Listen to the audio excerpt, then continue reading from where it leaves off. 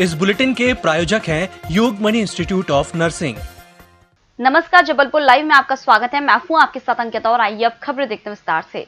जिले की पुलिस का अमला इस समय दोहरी जवाबदारी निभा रहा है। पुलिस नियम तोड़कर वाहन चलाने वालों पर तो कार्रवाई कर ही रही है, साथ ही कोरोना गाइडलाइन तोड़ने वालों को भी दबोचा जा रहा है। पुलिस चौराहों पर अवरोधक खड़े कर अपनी कार्रवाई को अंजाम दे रही है। नियम तोड़ने वाले वाहन चालकों और कोरोना गाइडलाइन का उल्लंघन करने वालों पर चालानी कार्रवाई को अंजाम दिया जा रहा है।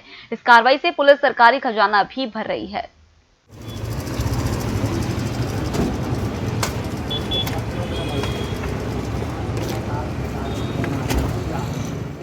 जिले के विकास और कोरोना संक्रमण की अगली तैयारियों को लेकर आज कलेक्टर कार्यालय में दिशा की बैठक संपन्न हुई। बैठक में सांसद राकेश सिंह के अलावा जिले के सभी विधायक और प्रशासनिक अधिकारी मौजूद रहे। विधायकों ने विकास से संबंधित अपने सुझाव पेश किए। प्रशासन ने बैठक में कोरोना संक्रमण की रोकथाम के लिए तैयार की गई अगली कार्य योजना के बारे में विस्तार से बताया। कलेक्टर महोदय, पुलिस अधीक्षक महोदय और सभी अधिकारियों ने उससे संबंधित जो उत्तर हैं वो भी दिए हैं। कोरोना पर बहुत विस्तार से आज बातचीत की है, क्या क्या आने वाले समय में होना चाहिए, सरकार की जो गाइडलाइन है उसका पालन किस तरह से हो सकता है ताकि जबलपुर के लोग सुरक्षित रह सकें, इस पर भी काफ़ी विस्तृत चर्चा हुई है।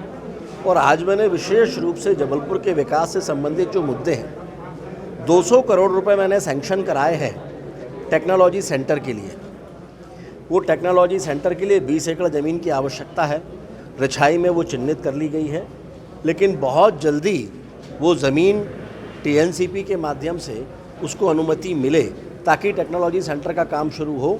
इसके बारे में भी आज विस्तृत चर्चा हो गई है।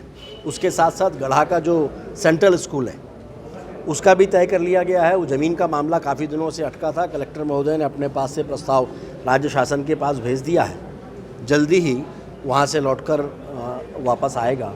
तो इस तरह से ऐसे बहुत सारे मुद्दों पर विस्तृत चर्चा आज हुई है।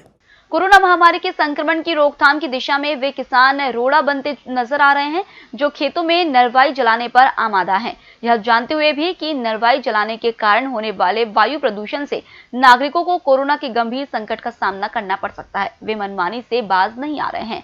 बेड़ाघाट के धर्मपुरा गांव में ही एक किसान ने कई एकड़ खेत की पलारी यानी नरवाई में आग लगा दी। तमाम ग्रामीणों ने उसे ऐसा करने से रोका, लेकिन वह नहीं माना और देखते ही देखते नरवाई से आग की लपटें उठने लगी।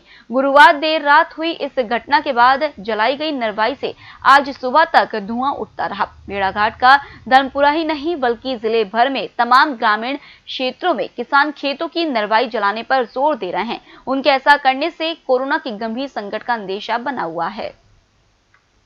इन दिनों ट्रेनों में यात्री के साथ लगेज भी बड़ी मात्रा में जा रहा है, लेकिन इन पार्सल में क्या और कहां जाना है, इस बारे में पार्सल विभाग के अन्य किसी रेलवे अधिकारियों और कर्मचारियों को पता नहीं होता। इसका फायदा उठाकर कई बार आपत्तिजनक और अनधिकृत वस्तुएं भी भेजी जा रही हैं। इनमें मांस और मदिरा भी शामिल है। रेलवे ना तो इनकी जांच करता और ना ही किसी तरह की आपत्ति उठा रहा है। दयोदय से चलकर जबलपुर आने वाली ट्रेन में प्रतिदिन आधा सैकड़ा से ज्यादा मांस के कार्टून बुक होकर जबलपुर पहुंच रहे हैं। सुबह ट्रेन से प्लेटफॉर्म पर उतारने के बाद मांस के कार्टून पार्सल ऑफिस के समीप एकत्रित कर रखे जा रहे हैं, जहां पर इसकी बदबू से लोगों का सांस लेना दूभर हो रहा है। कैंट थाना क्षेत्र में यादगार चौक से पहलवान बाबा चौक के बीच साइकिल से जा रही युवती की साइकिल के बकेट में रखा बैग बाइक सवार 2 युवक लेकर भाग गए। युवती ने राहगीरों को मदद के लिए आवाज लगाई, लेकिन आरोपी तेज रफ्तार से भाग गए। पुलिस ने मामला कायम कर कार्रवाई शुरू कर दी है।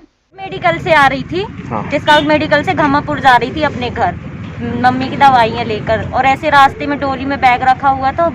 चोर लोग ने 2 लोग थे, उन लोगों ने मेरा जबरदस्ती बैग खींच कर ले गए और मैं गिर गई, मैं कुछ नहीं देख पाई। अब वक्त हो चला है छोटे से ब्रेक का, हम फिर हाजिर होंगे। आप बने रहिए एमएस टीवी के साथ। Yogmani institute of nursing, Jamdar hospital, Jabalpur. Nursing के क्षेत्र में करियर बनाने का सुनहरा अवसर। प्रवेश प्रारंभ BSc nursing, post basic BSc nursing, GNM. पता 198/2 Raigwa, ward number 72, Arihant warehouse के पीछे, पाटन बाईपास चौक के पास, जबलपुर। ब्रेक के बाद आपका फिर से स्वागत है और अब बढ़ते अगली खबर की ओर। भरी गर्मी में आधा शहर एक नहीं पूरे 3 दिन तक पानी के लिए त्राही त्राही करेगा। दरअसल रमनगरा की पुरानी 1300 mm की जीआर पाइपलाइन अक्सर फूट जाती है। इससे परेशान नगर निगम ने उस लाइन के समांतर दूसरी लाइन डालने का काम शुरू किया, जो पूरा हो चुका है, लेकिन अभी भी नई लाइन का मिलान नहीं किया गया है। यह मिलान 3 स्थानों पर होना था, जिसमें से 2 जगहों पर मिलान करने के साथ ही वॉल्व भी लगाए जा चुके हैं, लेकिन असली काम मेडिकल कॉलेज अस्पताल गेट के सामने होना है। इसे मार्च में किया जाना था, लेकिन अधूरी सड़क के कारण ऐसा नहीं हो पाया। अब जबकि अप्रैल शुरू हो चुका है और गर्मी भी तीखे तेवर दिखा रही है, ऐसे में नगर निगम ने पाइपलाइन के मिलान का निर्णय लिया है। कहाँ से ला रहे हो भैया पानी? है?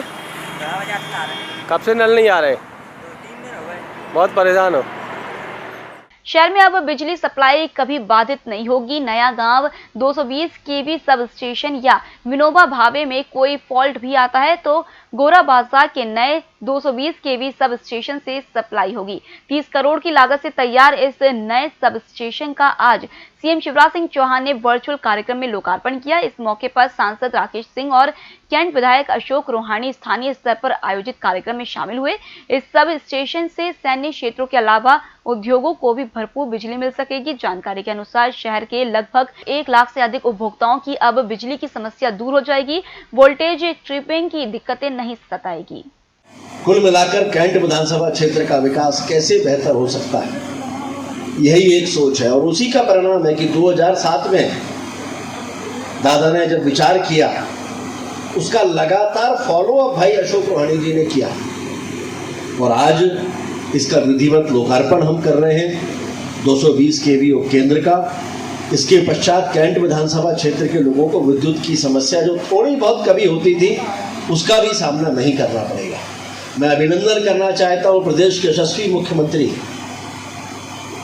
माननीय शिवराज सिंह चौहान जी का, जो लगातार मध्य प्रदेश का विकास कैसे हो इसके लिए रात दिन कठोर परिश्रम करते हैं।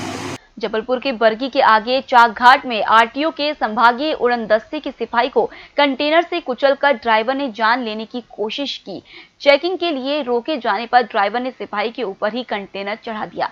कंटेनर का पहिया उसके दोनों पैरों को कुचलते हुए निकल गया। आरक्षक को गंभीर हालत में निजी अस्पताल में भर्ती कराया गया है। बरगी पुलिस ने कंटेनर को जब्त कर लिया है। ड्राइवर भाग निकला। आरटीओ के मुताबिक सिपाही चाक घाट में तैनात है। ऊंची दुकान का फीका पकवान, यह बात चरितार्थ हो रही है जबलपुर के प्रसिद्ध हीरा स्वीट्स में।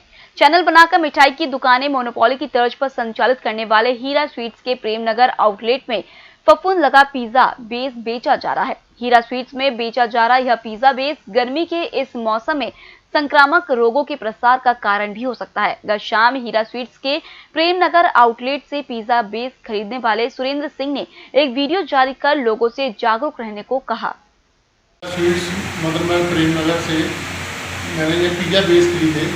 घर जाके जब उनको खोला और बनाने के लिए खोला तो इसमें फंगस लगी हुई थी और शहर की इतनी अच्छी दुकान जिनमें हम ये सोचते हैं कि ये हाइजीनिक होगी, पर सबसे ज़्यादा गंदगी इन्हीं दुकानों में है।